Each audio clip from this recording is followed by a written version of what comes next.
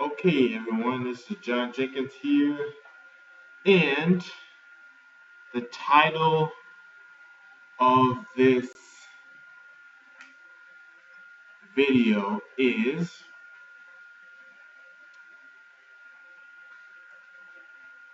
uh, the title of this video is I Will Be Rich.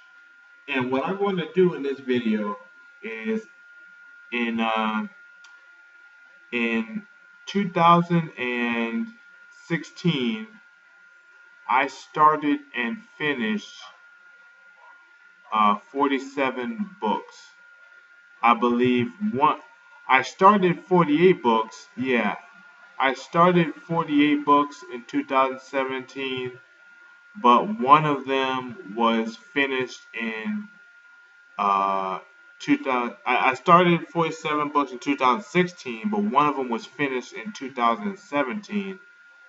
And yeah, so I'm just gonna go through each of these books. I'm gonna go through the list of books. I wrote a list and I'm going to talk about.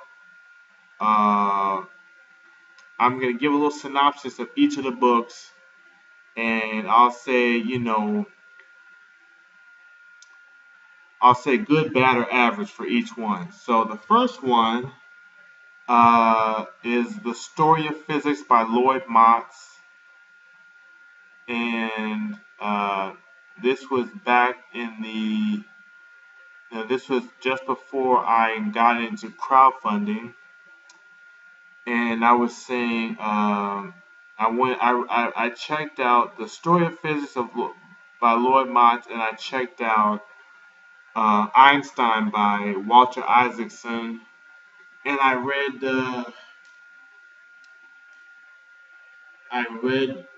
both books. I believe I read Einstein by Walter Isaacson in 2015.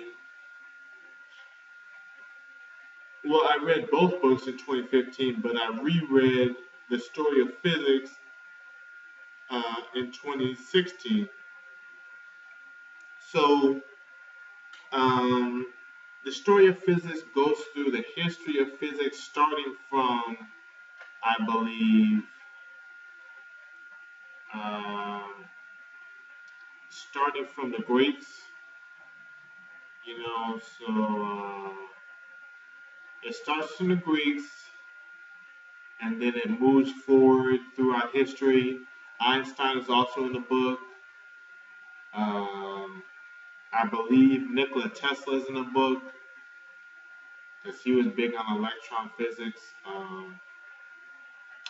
And a whole lot of other guys that I never heard of before. I can't remember the names, but it's the type of book that I probably should buy because these names are going to be really helpful in the future to know what these individuals.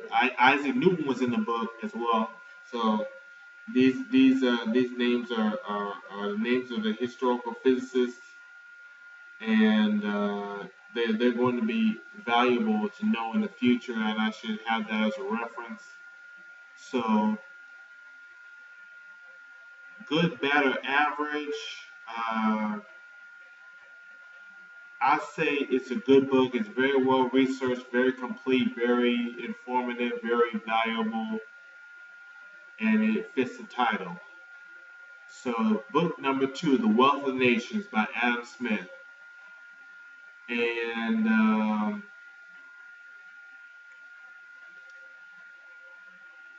this has got to be the worst written book that I've ever read in my life. I mean, the guy just doesn't know how to write. He does not know how to make a cogent point. He's talking about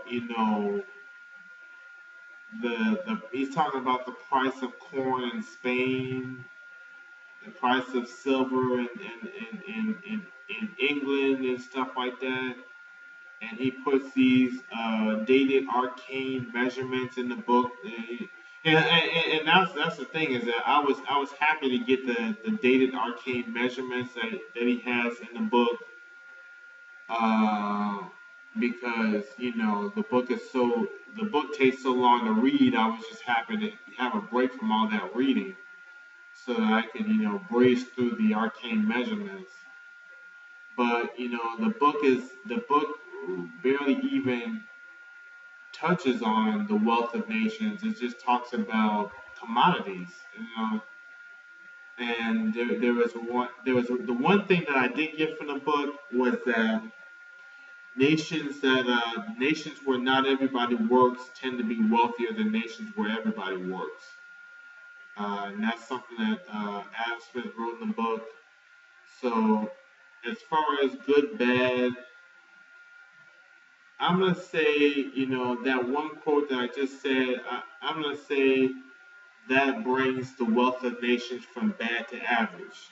So, the story of physics by Lloyd Moss was a science book or a physics book or a history book, depending on how you look at it. And The Wealth of Nations was an economics book. So the third book was Warren Buffett's Management Secrets. Uh, this is the book that I have read more times than any other book in my life. It's funny it came right after The Wealth of Nations. It's a book that I've read more times than any time in my life. You know, it's sort of uh, how can I say? It's sort of dry. It was written by Mary Buffett and David Clark, and basically it's a lot like the Tower of Warren Buffett. It takes some quotes from Warren Buffett that he said at investor meetings and at different places, and it puts it in a compact form. It's a very short read. It's only about 225 pages, and the book is really small, so you can read. I could read the entire thing in a day, and I'm a very slow reader, you know. Um, so, whew, uh, um, so Warren Buffett's Management Secrets goes through the all of the secrets that he has, like do not do not directly criticize somebody, and I won't spoil it, but he gives the acronym for leadership. I'll tell you that one. The acronym for leadership is loyalty, enthusiasm, uh, attitude, respect, discipline, example, uh, re- no, loyalty, enthusiasm, attitude, discipline, example, respect, scholarliness, honesty, integrity, and pride. That's the acronym leadership that is in the Warren Buffett's Management Secrets by Mary Buffett and David Clark, and it gives a lot of great advice. It's a wealth book. It's not a wealth book. It's a management book. Whenever I see Warren Buffett's name, I just think wealth, but it's a management book, and it's not even really. It's sort of an investment book as well because that's what Warren Buffett is an investor, and so I would say that uh, it is not. Um, it's not the how can I say this? It's not the best written book, but it's very helpful, and I've used it myself and my personal uh, life. You know, the tips that are in the book. So yeah, the fourth book is the White Devil. I have to give the dates. The fourth book is the White Devil, which I read on. I started on February 1st and I finished on February 5th. So took me 5 days to read that book, and it's a story. It's a horror story. It's sort of like if you've ever seen if you've ever seen I'm gonna compare it to the Matrix because that's more of the thrust of what the book is like. You know, this kid goes to this boarding school, and a whole bunch of crazy stuff happens. You know, and the thing that I didn't like was that it featured underage kids having sex, and I really disagree with that. But it was a good story, very entertaining. You know, I couldn't put it down, and uh,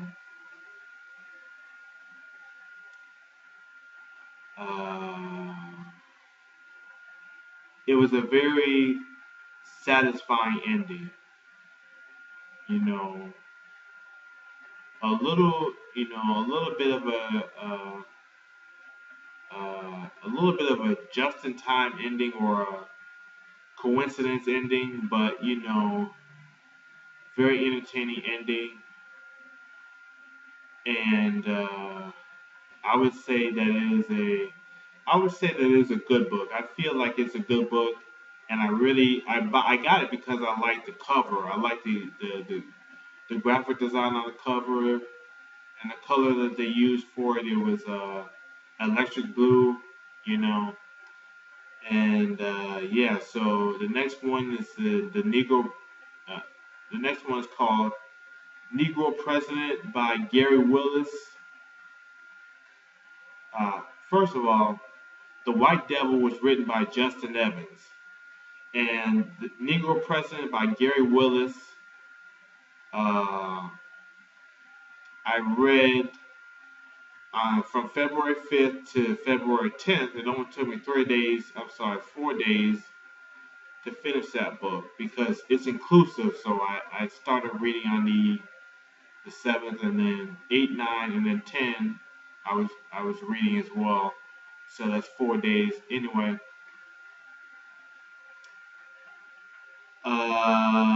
Negro President by Gary Wills. Gary Wills. It is a president book, and I like to read a lot of president books. I was going to read Bill Clinton, My Life by Bill Clinton, but I never got around to it. Anyway, Negro President by Gary Wills.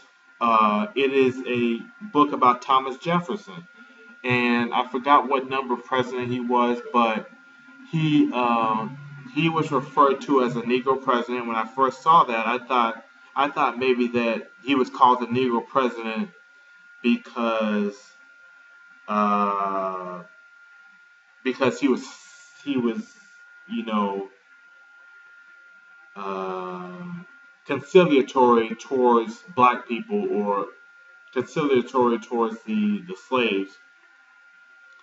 When in actuality, uh, it was the exact opposite. He resisted the end of slavery. The reason why they called him Negro president was that he was the one, he got elected because of the, uh, the, uh, the slave voting laws at the Electoral College, you know,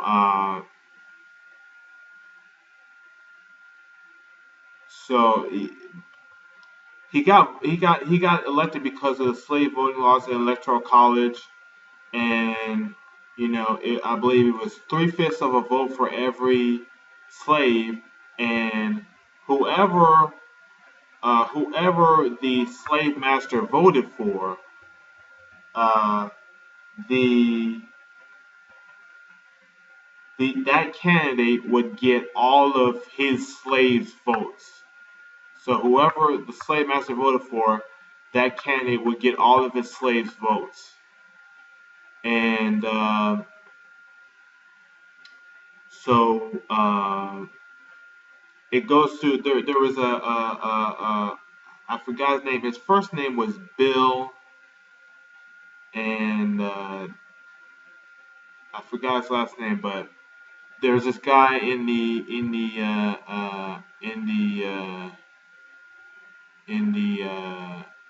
Congress at the time. His name was Bill something. Uh, he had a very familiar name, but his name was Bill something, and he challenged Thomas Jefferson on the slave voting law and on slavery in general. And he was a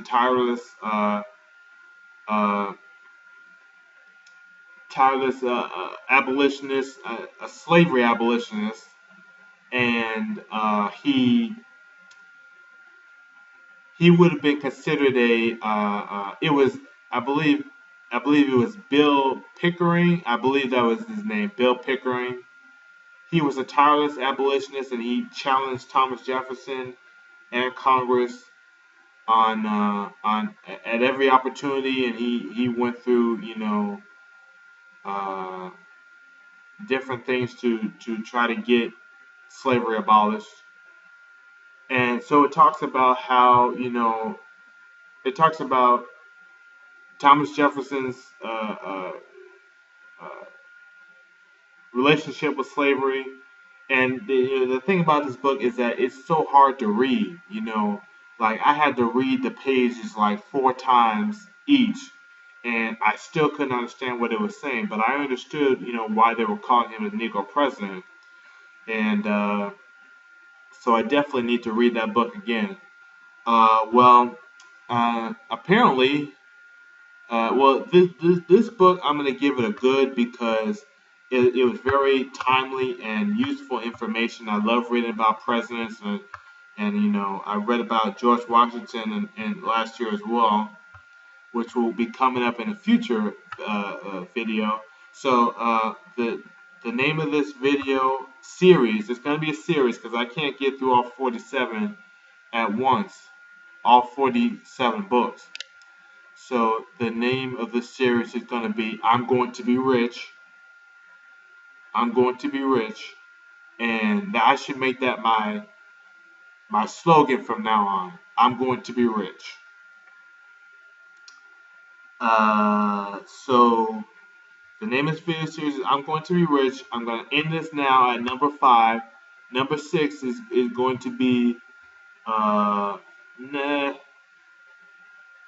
you might like number 6, but I really wasn't a fan of it. But so that's it. Have a nice day and goodbye.